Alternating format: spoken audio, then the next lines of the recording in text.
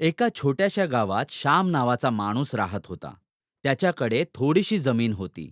त्यामध्ये तो धान्य पिकवून आपला उदरनिर्वाह करीत होता. जरा पहा तरी, आपल्या शेतात धान्याचं प्रमाण किती वाढलंय. हो, खरंच. आपल्याला यावेळेस या धान्याचे खूप जास्त पैसे मिळतील. बाबा, त्या पैशानी तर आपण सावकाराचं कर्ज देखील फेडू शकतो. हो, यावेळेस असं वाटतंय, की सर्व कर्ज चुकवून आपण त्या जमीनदाराकडून आपली उरलेली जमीन परत मिळवू शकतो आणि पुन्हा पीकही आपण घेऊ शकतो. असेच काही दिवस निघून गेले. आता पीक कापण्याची वेळ आली. परंतु हे काय? अचानक पाऊस पडू लागला. 4 दिवस सतत पाऊस पडला. हे परमेश्वरा, हे माझ्यासोबत काय झालं? आमची पूर्ण पीक पावसात नासाडी झाली. आता आपण काय करायचं? आता पुन्हा पुढल्या वर्षी पिकाची वाट पाहावी लागेल. पण पुढल्या वर्षीच्या पिकाच्या बीजासाठी आपल्याकडे पैसे कुठे आहेत? हो, आपण तर सगळी आशा, आकांक्षा या पिकावर ठेवली होती. आता तर हे पण राहिलं नाही. आता काय करू मी? माझं ऐकाल? हे हे मंगळसूत्र गहाण ठेवून पैसे घेऊन या. हं? नाही, मी दुसरीकडून पैशाची व्यवस्था करतो. श्याम काही क्षण विचार करतो आणि बोलतो. तुला आठवतंय?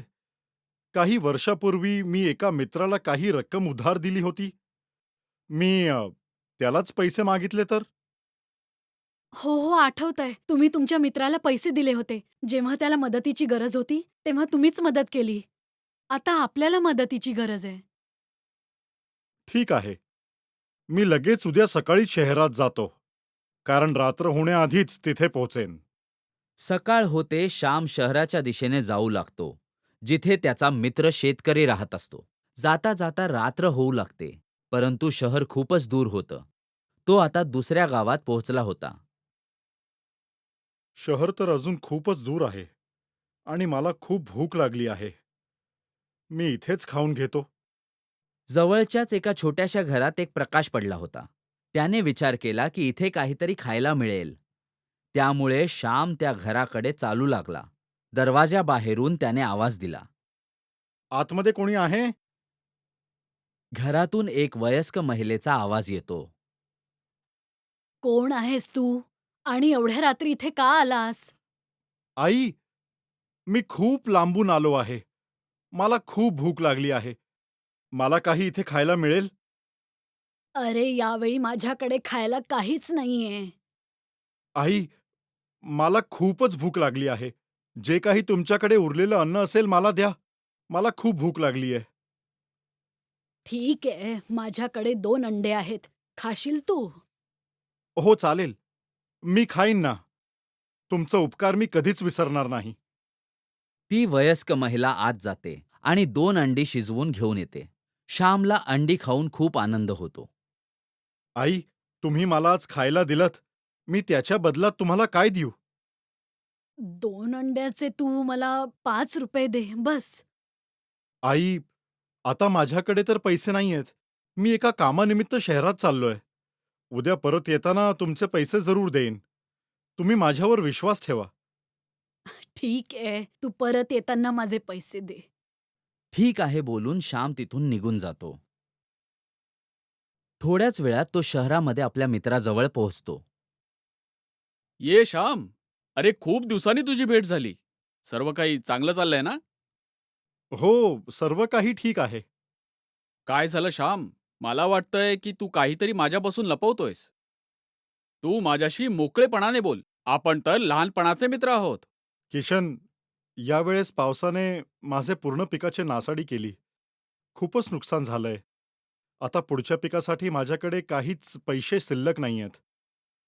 तर मला काही पैसे उधार देऊ शकशील? उधार?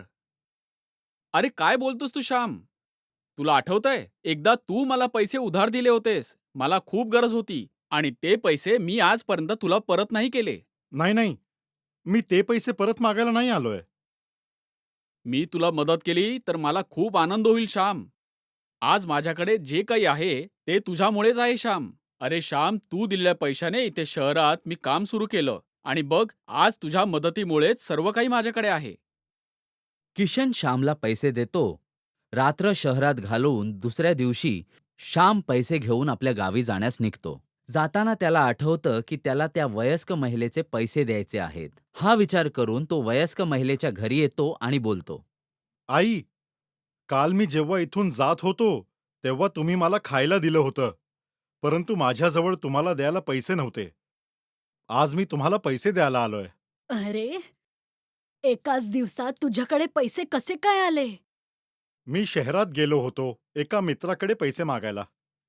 हे बोलून श्यामने त्या वयस्क महिलेला सर्व माहिती सांगितली.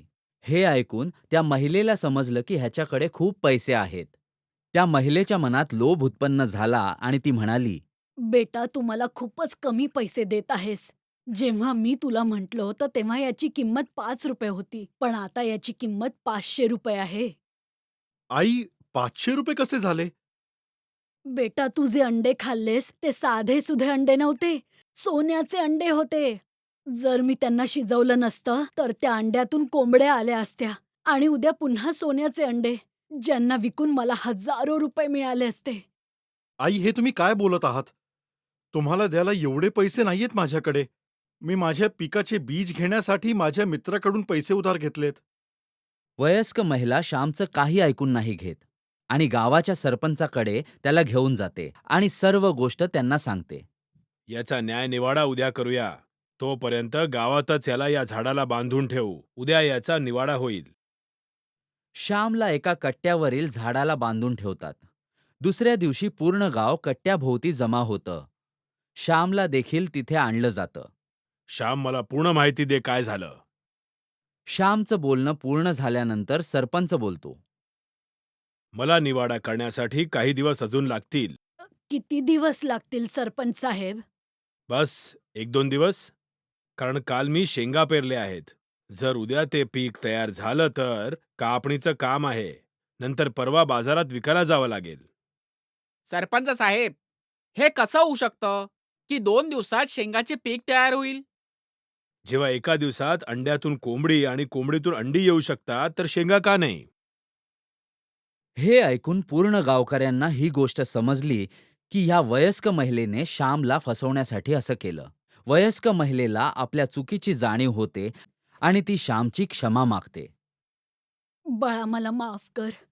मी लोभापायी आंधळी झाले होते. ठीक आहे आई. मी तुम्हाला 5 रुपये ऐवजी 10 रुपये देतो. कारण तुम्ही मला तेव्हा खायला दिलं होतं, जेव्हा मला खूप भूक लागली होती.